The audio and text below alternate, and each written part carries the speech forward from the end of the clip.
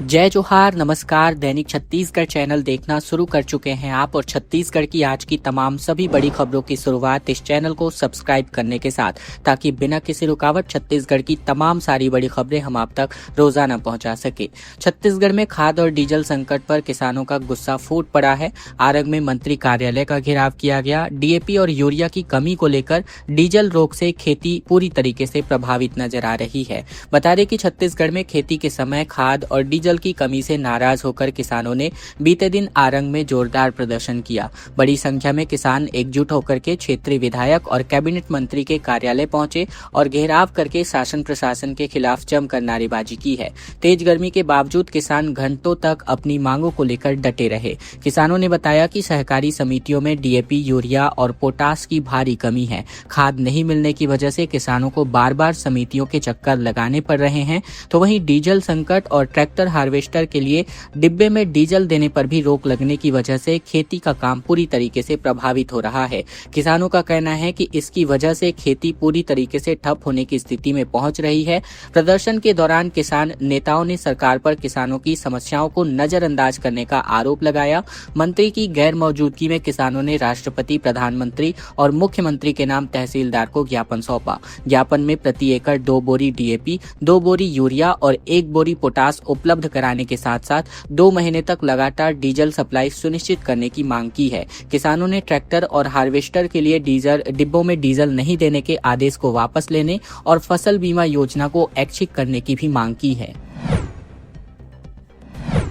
छत्तीसगढ़ में आने वाले 5 दिनों तक लू चलने को लेकर अलर्ट जारी है। दक्षिण जिलों में आंधी और बारिश के आसार हालांकि हैं। दुर्ग में कार पर एक बिजली गिरने की वजह से पोल जा गिरा। बता दें, छत्तीसगढ़ में आने वाले कुछ दिनों तक भीषण गर्मी और बढ़ सकती है। मौसम विभाग ने प्रदेश के मध्य हिस्सों में आने वाले 5 दिनों तक लू चलने की चेतावनी जारी कर दी है। वहीं दक्षिण छत्तीसगढ़ के कुछ इलाकों में गरज चमक और तेज हवाओं के साथ हल्की बारिश की संभावना जताई गई है। बीती शाम को रायगढ़ में तेज हवाओं के साथ हल्की बूंदाबांदी दर्ज की गई। दुर्ग भिलाई में भी आंधी और तूफान का असर देखने को मिला, जहां तेज हवा और बारिश के दरमियान एक बिजली पोल कार पर जा गिरा। बता दें, रायपुर में भी शाम होते होते आसमान में बादल छा गए, जिसकी वजह से मौसम में हल्की राहत महसूस दर्ज की गई। मौसम विभाग के मुताबिक आने वाले 4 दिनों में प्रदेश के अधिकतम तापमान में 2 से 3 डिग्री सेल्सियस तक की बढ़ोतरी हो सकती है। हालांकि बीते 24 घंटे में तापमान में कोई बड़ा बदलाव दर्ज नहीं किया गया। प्रदेश में सबसे अधिकतम तापमान बिलासपुर में लगभग 44 डिग्री सेल्सियस रिकॉर्ड हुआ, जबकि सबसे कम न्यूनतम तापमान अंबिकापुर में 25.7 डिग्री सेल्सियस रिकॉर्ड किया गया। इसके अलावा नारायणपुर जिले के नांगुर में 30 मिलीमीटर की बारिश दर्ज की गई। भू विस्थापितों ने कटघोरा के एसडीएम कार्यालय का घेराव किया। 16 से अधिक गांव प्रभावित हो रहे हैं। भूमिहीनों को आवास न मिलने पर भड़क गए हैं ग्रामीण।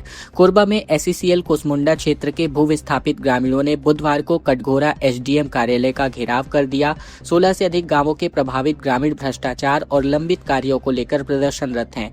ग्रामीणों का आरोप है कि तहसील कार्यालयों में रोजगार, मुआवजा, पुनर्वास, वंश वृक्ष फौती, ऑनलाइन रिकॉर्ड सुधार और राजस्व त्रुटि जैसे सुधार काम महीनों से अटके पड़े हैं। इन्होंने आरोप लगाया कि दीपका, दर्री, कटघोरा तहसील और जिला पुनर्वास शाखा में काम करने के लिए रिश्वत मांगी जा रही है। रिश्वत नहीं देने पर उनके मामलों को लंबे समय तक लटका दिया जाता है। एसईसीएल ने जटराज, पड़निया, सोनपुरी, पाली, रिश्दा, इसके अलावा खोडरी, चुरैल, आमगांव, खैर भावना, गेवरा, साथ ही जराजेल, बरपाली, दुर्पा, भैंसमा खार, मनगांव, बरमपुर, दुल्लापुर, बरकुटा समेत 16 से अधिक गांवों की भूमि अधिग्रहित की है।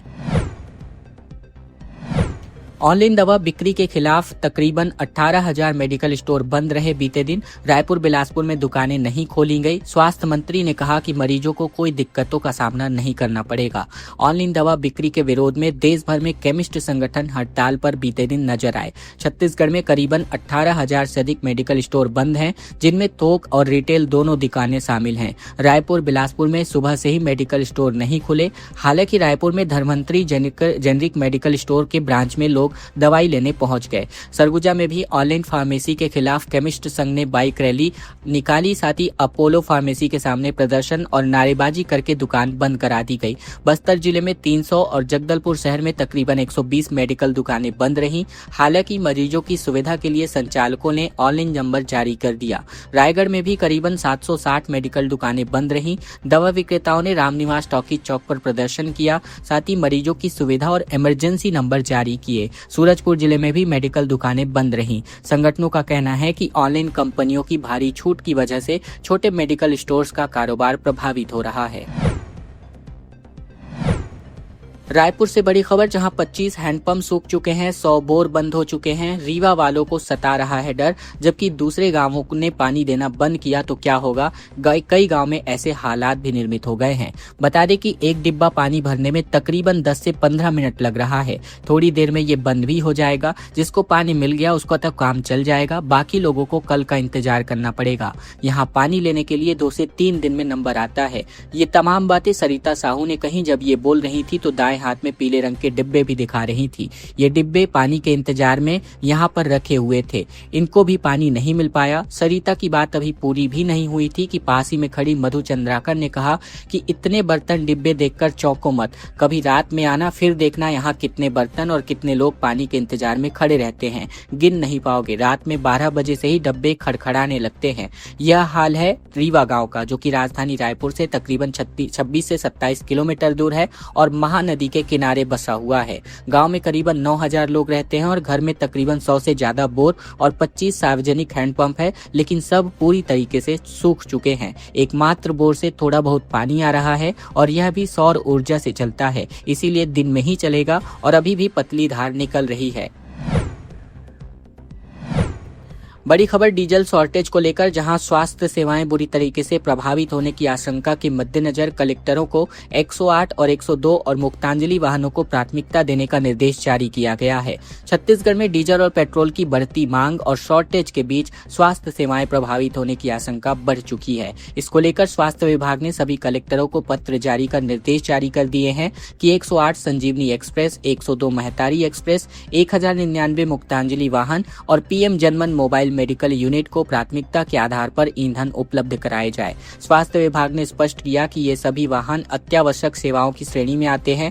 इनमें ईंधन आपूर्ति बाधित होने से आपातकालीन सेवाएं, स्वास्थ्य सेवाएं बुरी तरीके से सीधे प्रभावित हो सकती हैं। इसी कारण पेट्रोल पंप संचालकों और ऑयल कंपनियों को तत्काल आवश्यक निर्देश जारी करने को कहा गया है, ताकि किसी भी स्थिति में इन सेवाओं का संचालन प्रभावित न हो सके। खबरों में आगे बढ़े इसके पहले अगर आपने चैनल अभी तक सब्सक्राइब नहीं किया है, सब्सक्राइब जरूर कर लीजिए छत्तीसगढ़ की रोजाना बड़ी खबरों को जानने के लिए। साथ ही इस वीडियो को लाइक और इस चैनल को सब्सक्राइब करने के साथ इस वीडियो को शेयर करना बिल्कुल मत भूलिएगा अपने तमाम दोस्तों रिश्तेदारों तक, ताकि उन तक भी यह महत्वपूर्ण खबरें छत्तीसगढ़ समाचार बिना किसी रुकावट के पहुंचाई जा सके। तेज रफ्तार स्कॉर्पियो ने 9 गाड़ियों को टक्कर मार दी। भिलाई में सेकेंड हैंड कार शोरूम के बाहर खड़ी गाड़ियां पूरी तरीके से डैमेज हो गईं। भिलाई के सुपेला इलाके में बीते तड़के एक तेज रफ्तार स्कॉर्पियो ने जमकर तबाही मचा दी। हादसे में सेकेंड हैंड कार शोरूम के बाहर खड़ी तकरीबन 9 गाड़ियां बुरी तरीके से डैमेज हो गईं। वहीं नो पार्किंग साइन बोर्ड और बिजली का पोल भी टूट गया। गनीमत रही कि इस घटना में कोई भी जनहानि नहीं हुई। मामला सुपेला थाना क्षेत्र का है। जानकारी के मुताबिक 19 मई की सुबह करीबन 4:30 बजे के आसपास जोरदार टक्कर की आवाज सुनकर के शिकायतकर्ता गजेंद्र सिंह की नींद खुली। बाहर निकले तो उन्होंने देखा कि दुकान के सामने खड़ी कई गाड़ियां बुरी तरीके से डैमेज हो चुकी हैं। मौके पर मौजूद गार्ड रोहित सिंह ने बताया कि दुर्ग की ओर से तेज रफ्तार आ रही स्कॉर्पियो के ड्राइवर ने लापरवाही और खतरनाक तरीके से वाहन चलाते हुए पहले ऑटो को टक्कर मारी और फिर बेकाबू होकर शोरूम के सामने खड़ी कारों में जा घुसा। पेट्रोल डीजल की बढ़ती कीमतों पर केंद्र सरकार का पुतला फूंका गया। कांग्रेस ने कहा कि 5 दिन में दूसरी बार इसके दाम बढ़ाए गए। रायपुर में कांग्रेस ने पेट्रोल डीजल की लगातार बढ़ती कीमतों को लेकर केंद्र सरकार के खिलाफ प्रदर्शन किया। शहर जिला कांग्रेस कमेटी ने कचहरी चौक स्थित हिंदुस्तान पेट्रोलियम कार्यालय के बाहर विरोध प्रदर्शन करके केंद्र सरकार का पुतला दहन किया। इस प्रदर्शन का नेतृत्व शहर कांग्रेस अध्यक्ष श्री कुमार शंकर मेनन के अगुवाई में किया गया। इस दरमियान कांग्रेस कार्यकर्ताओं ने केंद्र सरकार के खिलाफ खिलाफ जमकर नारेबाजी की। कांग्रेस नेताओं ने आरोप लगाया कि चुनाव तक पेट्रोल डीजल के दाम नहीं बढ़ाए गए, लेकिन 2 राज्यों में सरकार बनने के बाद कीमतों में लगातार बढ़ोतरी होनी शुरू हो चुकी है। कांग्रेस का कहना है कि पहले 3 रुपए और अब 90 पैसे की बढ़ोतरी के साथ 5 दिनों में पेट्रोल डीजल करीबन 4 रुपए महंगा हो चुका है। इसका असर अब रोजमर्रा की जरूरतों और परिवहन खर्च पर भी दिखाई देने लगेगा। और अब बड़ी खबर छत्तीसगढ़ के बेमेतरा से आ रही है, जहां गुपचुप खाने की वजह से 8 लोगों की तबीयत बिगड़ गई, फूड पॉइजनिंग के शिकार हुए और 3 साल के मासूम की हालत गंभीर बताए जा रहे हैं।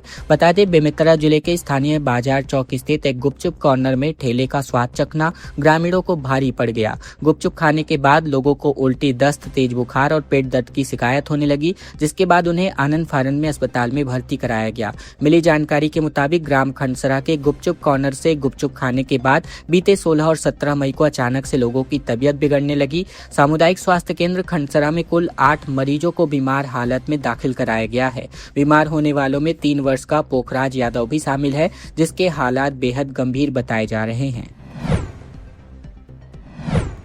मुख्यमंत्री कन्या विवाह योजना के अंतर्गत केसकाल में 58 जोड़े वैवाहिक बंधन में बंधे। डिप्टी सीएम साहब समेत अतिथियों ने आशीर्वाद प्रदान किया।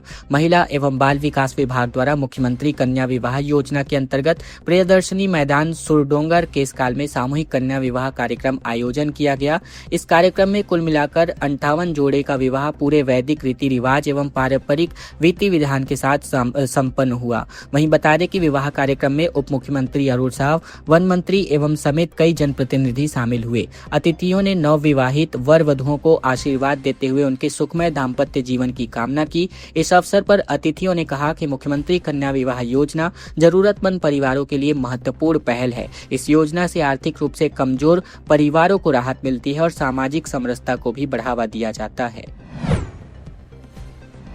छत्तीसगढ़ में आगामी 3 जून से शुरू होने जा रहा है T20 क्रिकेट का रोमांच। CCPL में भिड़ेंगी छत्तीसगढ़ की 6 टीमें, जिसके लिए जर्सी लॉन्च हो चुका है। छत्तीसगढ़ स्टेट क्रिकेट संघ के द्वारा आयोजित CCPL लॉन्च कार्यक्रम में अधिकारियों, पूर्व और वर्तमान क्रिकेट हस्तियों तथा खिलाड़ियों की उपस्थिति रही, जिसमें प्रदेश के खेल विकास और आगामी छत्तीसगढ़ क्रिकेट प्रीमियर लीग यानी CCPL पर महत्वपूर्ण चर्चा संपन्न हुई। इस दरमियान छत्तीसगढ़ स्टेट क्रिकेट संघ के डायरेक्टर विजय शाह ने कहा कि CPL आयोजित करने का एकमात्र उद्देश्य प्रदेश के खिलाड़ियों को बड़ा मंच प्रदान करना है। पूर्व CCPL के अध्यक्ष प्रमोद शंकर शर्मा ने कहा कि केवल 2-3 वर्षों में CCPL का स्तर काफी उन्नत हुआ है। उन्होंने CCPL की सराहना करते हुए कहा कि छत्तीसगढ़ स्टेट क्रिकेट संघ के क्षेत्र में उत्कृष्ट कार्य किए हैं। उन्होंने ध्यान दिलाया कि हाल ही के समय में छत्तीसगढ़ राज्य को बड़े मैच मिल रहे हैं, जिससे भविष्य में प्रदेश का क्रिकेट और नाम ऊंचा होने जा रहा है।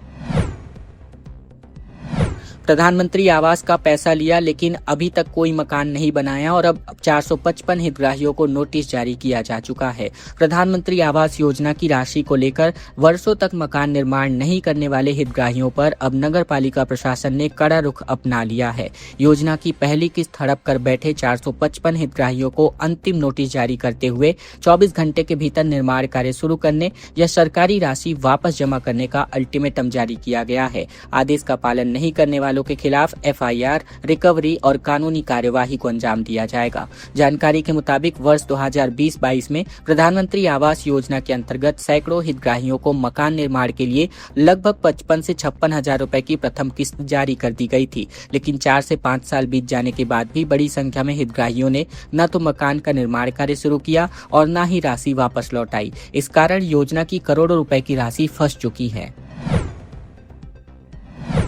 आकाशीय बिजली का बड़ा कहर देखने को मिला, जहां खेत की झोपड़ी पर गाज गिरी, जिसकी वजह से युवक की मौत हो गई और 3 लोग घायल हो गए।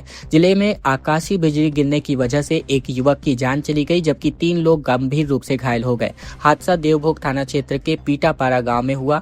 जानकारी के अनुसार पीटापारा गांव निवासी एक ही परिवार के 4 लोग खेत में काम कर रहे थे। इसी दौरान अचानक से मौसम में बड़ा बदलाव देखने को मिला। तेज बारिश के साथ अचानक से गरज चमक शुरू हो गई। बारिश से बचने के लिए सभी खेत में बनी झोपड़ी में जाकर बैठ गए, तभी अचानक आकाशीय बिजली सीधे झोपड़ी पर जा गिरी। इस हादसे में 33 वर्षीय ओम प्रकाश ध्रुव की मौके पर ही मौत हो गई, जबकि 3 अन्य लोग घायल हो गए। घटना के बाद ग्रामीणों की मदद से घायलों को तत्काल देवभोग सामुदायिक स्वास्थ्य केंद्र पहुंचाया गया, जहां इनका उपचार किया गया। घायलों में से एक के हालात गंभीर होने पर उसे रेफर किया गया। घटना के बाद गांव में शोक का माहौल है। पुलिस ने अब मामले में मर्ग कायम करके जांच की कार्यवाही शुरू कर दी है। खबरों का सिलसिला अब बस यही तक का था। अगर आपको यह वीडियो अच्छा लगा तो वीडियो को एक छोटा सा लाइक कर दीजिए। चैनल पर नए हैं तो चैनल को जरूर से सब्सक्राइब कर लीजिए, ताकि बिना किसी रुकावट छत्तीसगढ़ की तमाम सारी बड़ी खबरें हम आप तक रोजाना पहुंचा सके।